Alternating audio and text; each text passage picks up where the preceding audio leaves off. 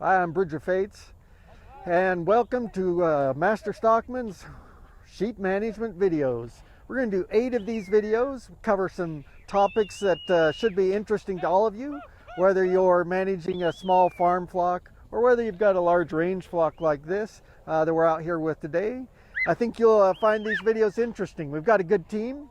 Whit Stewart, Dr. Whit Stewart is our sheep specialist, and he's going to cover a lot of ground in these videos.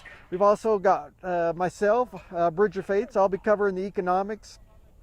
Bart and Stan will be hitting on the range management topics, and Hudson Hill will be covering a lot of sheep topics as well as focusing on risk management. So that's the team. We hope to do these videos in a little bit more interactive format instead of just a lecture format. So you're going to see some live action like this, you're going to see some lecture, and then you're going to see some roundtable discussion between all of us. So if that's interesting to you, stick around. We've got some great videos on tap for you. One of the biggest risks for sheep producers is fluctuating markets. And the interesting thing is that a lot of our market timing decisions are based on, when our lambs are going to be ready, in terms of when we're running out of resources and that traditional production model. And so because of that traditional production model, a lot of the lambs are ready at close to the same time. So when you have a lot of lambs being ready at the same time to be marketed, that tends to cause issues with your market in terms of price. And in general, the lamb market is highly volatile in terms of its market price. And so, figuring out some ways to manage your risk in terms of marketing is one of the things that we've looked at quite a bit. And we've talked about it in terms of market timing as a team. So if we look at this market timing decision, when is the best time to market lambs? Well, that's really going to vary around the country in some ways in terms of when your resources are ready. But there are some market signals in terms of marketing heavier lambs versus lighter lambs. So in terms of market timing, generally the winter months are going to be better for most producers marketing or raising their lambs under standard production practices. If we look at market timing, talking to Dr. Whit Stewart and looking at some of our observations, he saw a lot of lambs getting marketed smaller, but still getting marketed in that same traditional marketing window. And so, a lot of 65-pound lambs marketed in September. And so we're thinking about what are some ways that we could enhance the value of these lambs. Dr. Stewart also brought up the possibility of holding larger lambs and marketing them later in the fall. Those 80-pound lambs, holding them till December instead of marketing them in September. And so really that begs the question, how do you as a producer make these types of decisions? And why would you make this type of decision? These types of decisions, it might not be that you want to market all of your lambs on some alternative timing strategy, but you might market a portion of your lambs on an alternative pricing strategy so that you're not just subject to one day's market price. If you're marketing them all in September, if you split them up, so you market some in September and some in December, depending on how the market reacts that year, certainly can mitigate some of that price risk.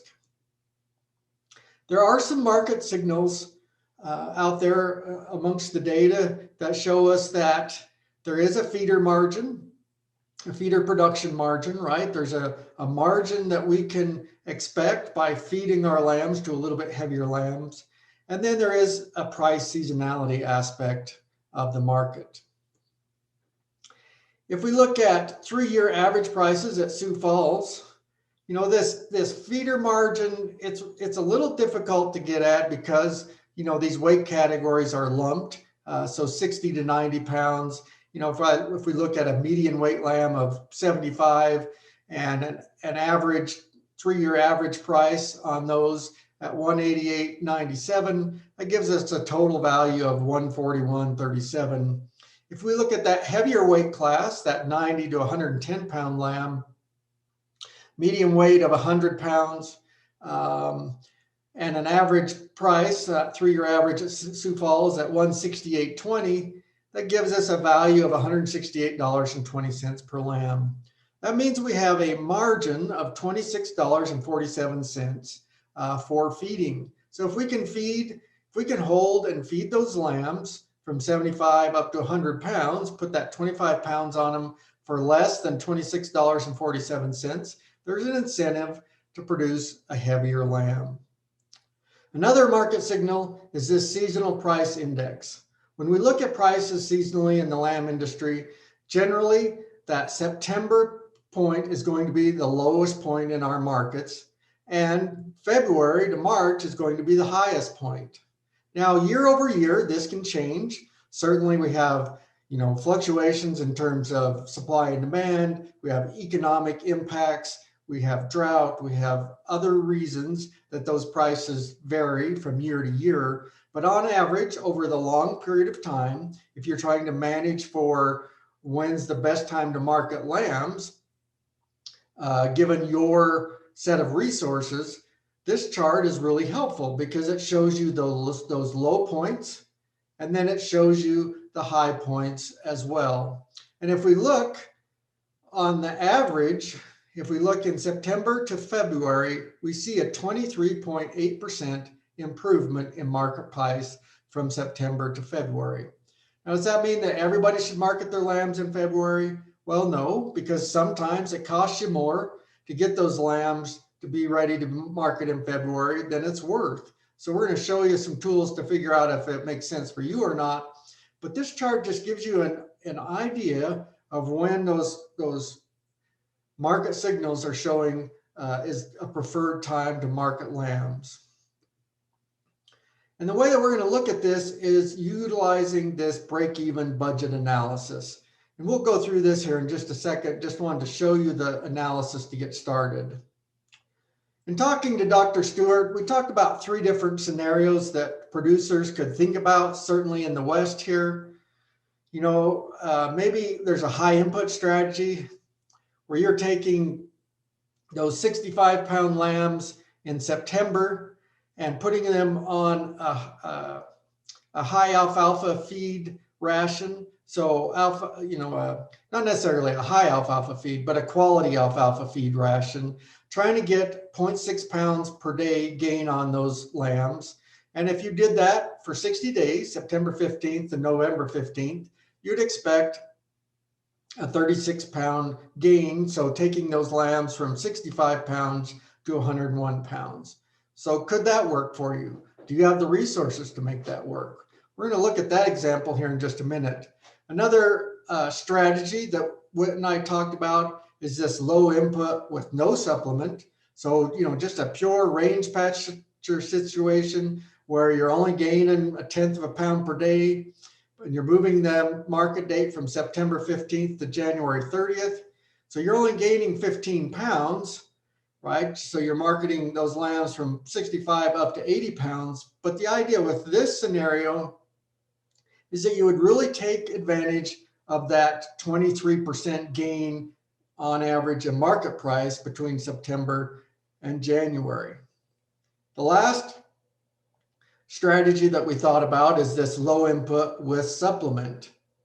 So, a range situation, but adding a little bit of supplement to get 1/4 pound of gain per day, and still marketing them a little bit earlier. And so marketing them in December. So you've got, you add another 22 pounds on there and marketing them at 87 pounds. So you get the weight gain, plus there is that market gain on average from September to mid-December.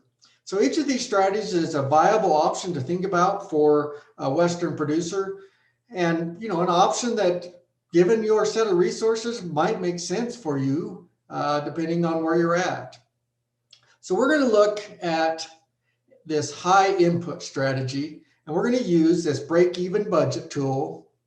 So if we look at this strategy, we look at marketing heavier lambs.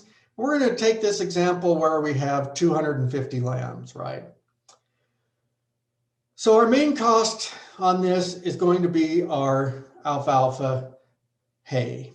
So if we assume that we're going to have to feed each lamb about 5 pounds of hay per day for 60 days, and we have 250 head, that comes out to 37.5 tons of alfalfa hay.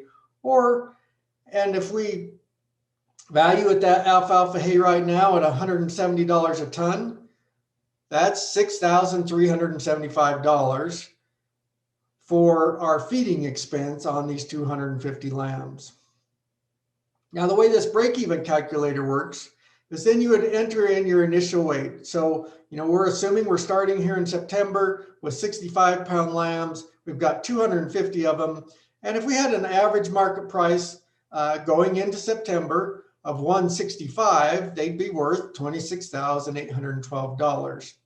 Now, by holding on to those lambs for another 60 days, we're going to give away 3% of interest, or another $132. So if we enter that information, and then we enter our estimated final weight. Remember, we were trying to get 0.6 pounds of gain per day for an extra 36 pounds. That puts us at 101 pounds. And then how many are you going to sell? Well, you're probably not going to get to sell all 250 of them. There's a good chance that there might be some death loss. In this calculation, I put in a 2% death loss. So we're going to sell 245 of them.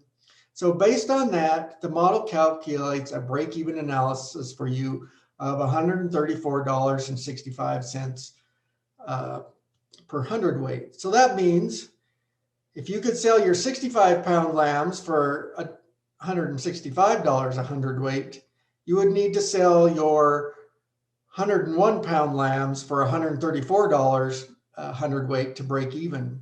Now, if you're able to sell those lambs for $150 or $160 a hundredweight, then that's clearly a profit potential for you by holding on to those lambs. So in this first example, we really only just had alfalfa as our cost. There might be some other costs for you. What if you've got extra hired labor? So let's put in hired labor here, maybe an extra H2A herder with some additional expenses.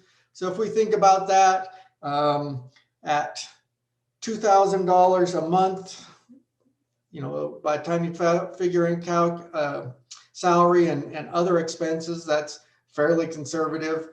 For 2 months, those 60 days, that adds, let's see here, we need to add that to two months for 60 days. That adds another $4,000, and that changes our break-even price up here to $150.82 per hundredweight that we would need on those 101-pound lambs. Some other things to think about. What if you had a 5% death loss versus that 2% death loss, and so we only market 240 lambs. That puts our break even up there at $153.96. Or you might have other additional costs you have to account for. Or, it might be a high hay price year and hay price is $200. Well, now our break even's up there at a $158.60. So you can see how you use this calculator to determine if change in market timing could help you on your operation and what those break-even prices you would need to get. Depending on marketing years, a lot of times this really does pay, and other years it might not. But this is the way you go about making this analysis to see if changing market timing could help you on your operation.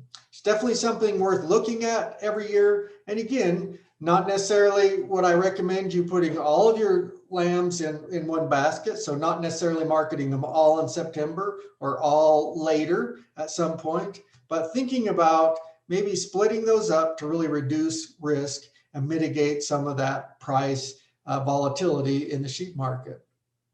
So with that, let's go talk to the panel and see what they think about changing market timing conditions. So we'll get to some of the economics of changing market timing, but what are some production considerations that producers need to think about when they're changing timing in markets with their lambs?